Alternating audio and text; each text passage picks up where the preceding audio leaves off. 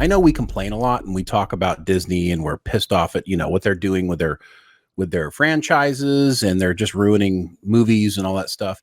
The reality is that, there was a time when we really had high hopes for Disney, and Right. we've supported Disney hugely. In my retirement account, I have 250 shares of Disney stock. Wow. Okay. At a cost basis of $37,000.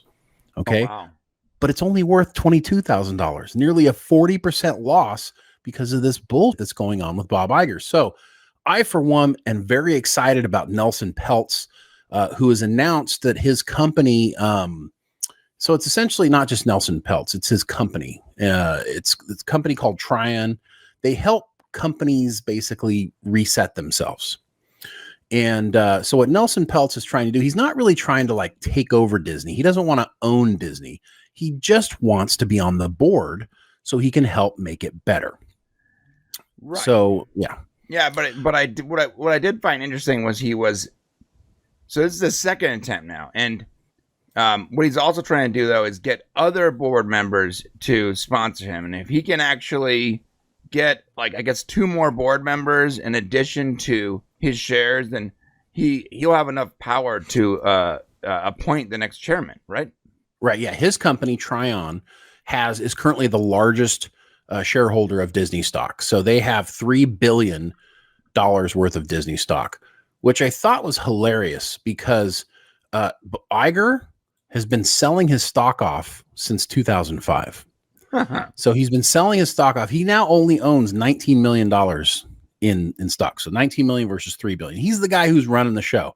And the non-management board directors, they only own combined $14 million in shares.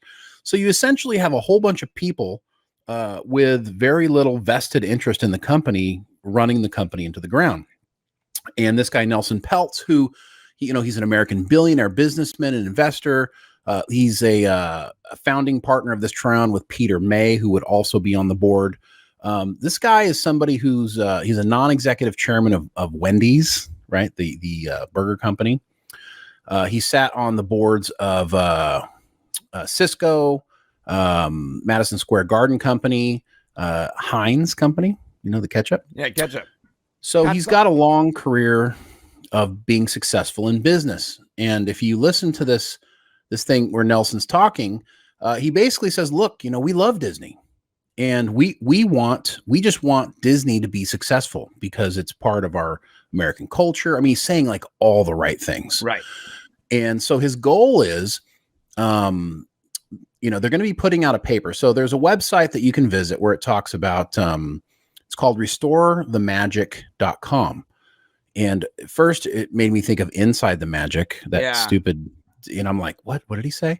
But it's restorethemagic.com. And essentially it goes in there and outlines everything that they want to do. What are they planning to do? They're going to be putting out a white paper, basically explaining its full case for why investors like me, and Brian, do you still have shares? I do. Yeah. I can't pull out. I would lose all my money. Right. So we need to make sure we stay close to this announcement. Hopefully sometime in April when they have the annual board meeting, we can actually vote as shareholders for this guy to be on the board. So if he gets the support of 2 more board members, I think he can actually get a vote to be on the board. And if enough shareholders say, then he'll be on the board. And so what is it that they're trying to accomplish here? This is actually really, really great. And I love this, this one. They want to, I thought this was the best part. They want to execute on a clear, actually, they want to have a board-led review of the creative process and structure to restore leadership accountability and reclaim #1 box office position with leading economics. That's a very fancy way of saying change all the stupid shit they're doing with Disney movies and put it back on the right track the way Disney movies used to be made. So that's one of the 5 things that they're looking to do. I mean, that's the thing that I think that's really the most important thing that's ruining Disney right now is essentially their forward-facing, streaming platform and the movies they're putting out. That's what's hurting Disney. The parks definitely have an issue. He's saying that They need to have more money put into the parks. The parks need to be upgraded. They're starting to slide. They're starting to decompose. The parks are right, and they don't have enough money to be able to go in and actually fix things and make things better. Oh, you guys don't have enough money? I'm sorry. $1,500 for a pass is not enough money. You need more. Well, I'm so they're sorry, busy, guys. They're busy, shoving it down the tubes on content they're creating that nobody wants to watch. So, well, I know during COVID too, they were losing like an insane amount of money every single day because they couldn't stay open, but they had to maintain it, right? They were, but it literally would have taken like 2 Marvel movies to like get it all back. Right. If they just did it correctly. 2 decent Marvel movies, you're saying. 2 decent Marvel movies to get it all back. I mean, yeah, they did lose a lot of money. They were paying their employees, trying to do the right thing. But this whole, woke agenda, allowing the minority members of their organization, like the employees, to kind of, take control over the company is what's created this. And it all falls at the hands of Bob Iger. This guy who came back into power, he put Bob Chapek in the seat. He put Bob Chapek in the seat as the CEO. Bob Chapek, folded to his employee base and basically allowed the culture of Disney to change. Bob Iger came back, didn't change anything. And for the last 4 years, he's essentially been trying to figure out how to retire. The guy don't want to be there anymore. Yeah. But he's making too much money, and his ass needs to go. I mean, that's it. Yeah, it's even then he was sort of like running. He was still sort of running it as like a shadow CEO. He was pulling the strings in the background for sure. He had like he still had like a office, and it was next to Bob Chapek's office. And Bob, get in here. Yeah. What hey, Bob. What's this thing about? I'm hearing about this. Yeah. So like when he quote unquote returned, like I bet you most people there weren't remotely surprised at his return. I don't think so. And if you take a look at it, what Peltz is saying is, and he said this in the CNBC interview, he's like, look, we're going to be Batman and Robin. If we get elected to the Disney board, we're going to go in there and we're going to actually stand up to Bob Iger and say, when something's not a good idea, we're going to tell him it's not a good idea. One of the claims that they've said is that Iger, basically everybody sitting on the board, and we said this as well. We did a couple of stories about it. Everybody on that board has been handpicked by Iger and they're in his pocket. Right. So he really has no pushback on anything that he wants to do. Right. And since he has no stock, really a very little stock investment in the company based on what he's making, he doesn't really have any, he doesn't care if the stock price goes up. He's getting paid no matter what. He wants to retire. He's not there for the long-term success of Disney. He did a great job. I mean, in his time, he did a great job. He got Star Wars, he got Marvel, he really added to the Disney brand. They opened up new parks. Bob Iger did a good job as CEO initially. Yeah. But he just here at the end, he just doesn't give a shit anymore.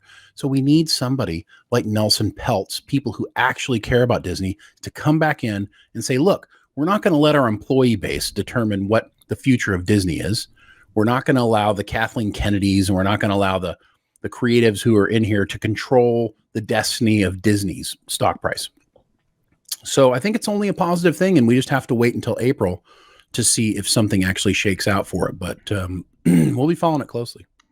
Yeah, that stuff that happened in Florida with quote unquote don't say gay thing, and they had like their little, like literally like a tiny percentage of their employees were like, we're gonna strike because you're not actively against this Ron DeSantis bill, whatever it was. I'm not even sure the details, but the bottom line is the company caved. The entire company caved to a literal handful of people in Florida.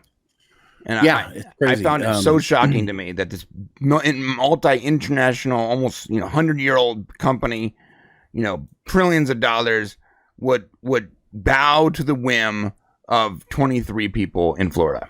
Yeah, it all came at a weird time. It was all, wrapped around the COVID stuff.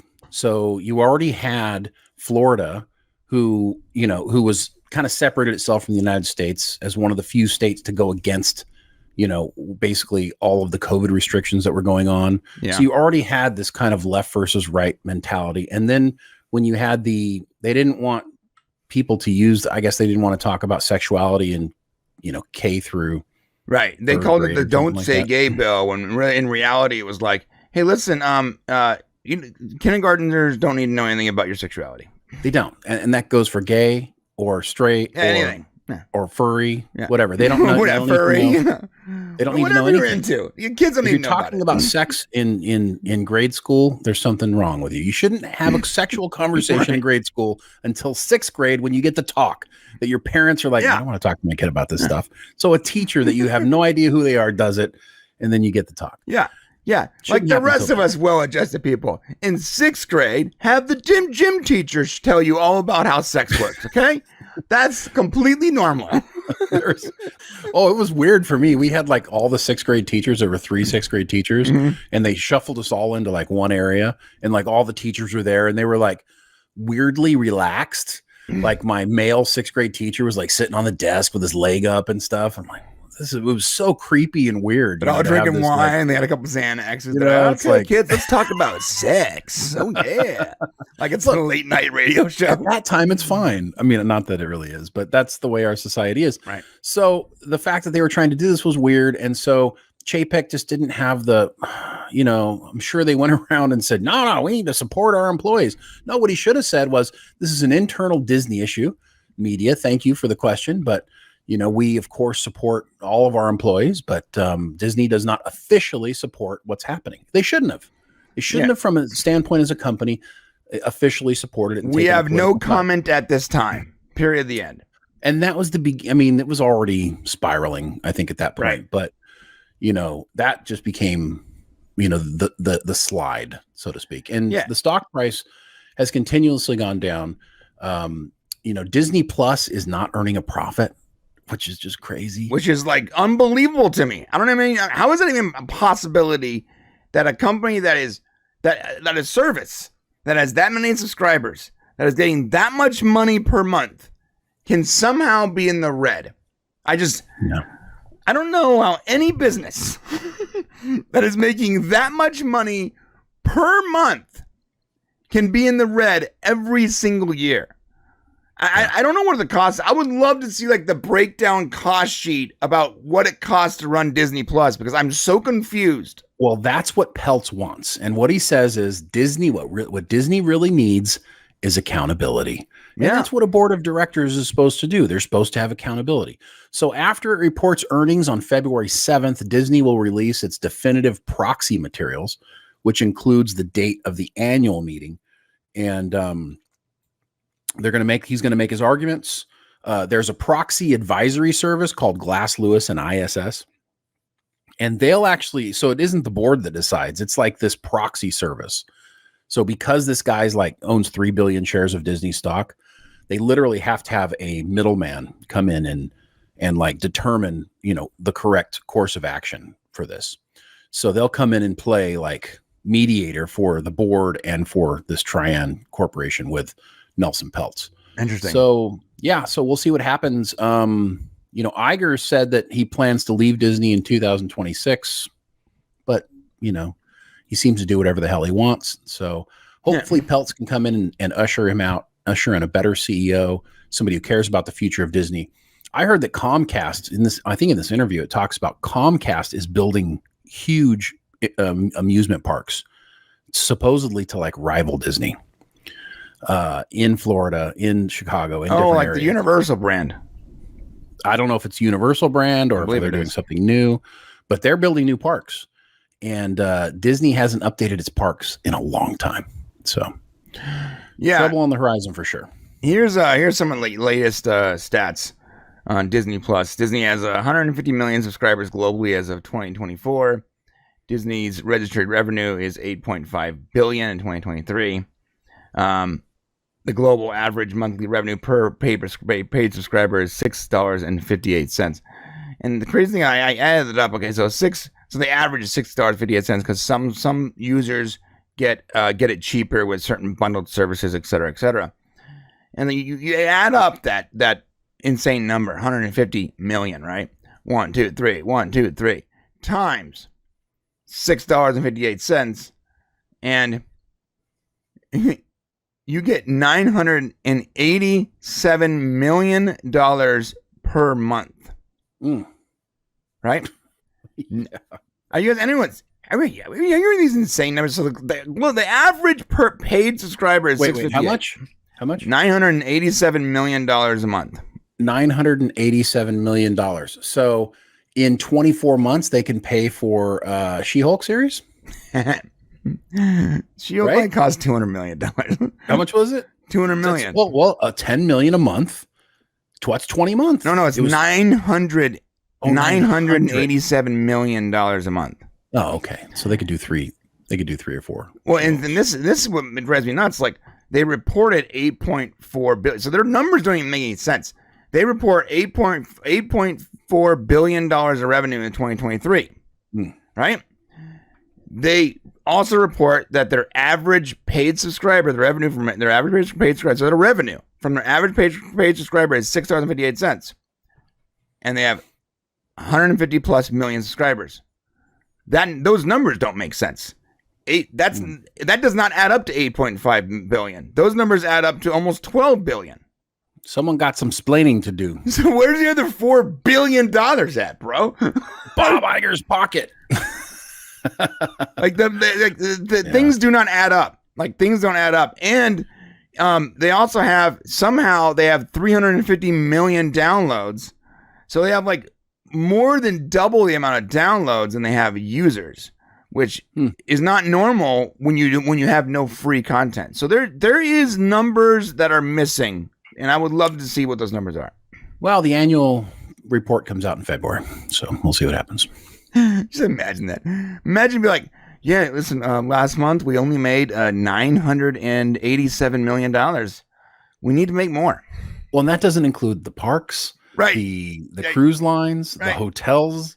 It doesn't include include Plus. Right. The park. I mean, it doesn't include any of that shit. So there's a lot of money that makes no sense. Listen, Shane, we only made $987 million last month. I don't know what we're gonna do. We need to charge more for our services. Yeah, apparently. And you go like, what are the costs? What? It's not servers. Like, people go like, you know what it costs to run a streaming service? You have to have servers. The servers do not cost as much as you think they cost. Okay, as someone who has 2 servers in this room right now, we own a server on AWS. We own a server at another co-location company. I'm sure they're spending way more than we are, but not $987 million a month. Amazon's charging $800 million a month. Hey, if you like this clip and you want to see more, then click right here and become a member today. Also, we do a live show every Monday, Wednesday, and Friday at 10 a.m. Pacific Standard Time, totally free. So come on down and hang out with us every Monday, Wednesday, and Friday at 10 a.m. Pacific Standard Time. We'll see you there.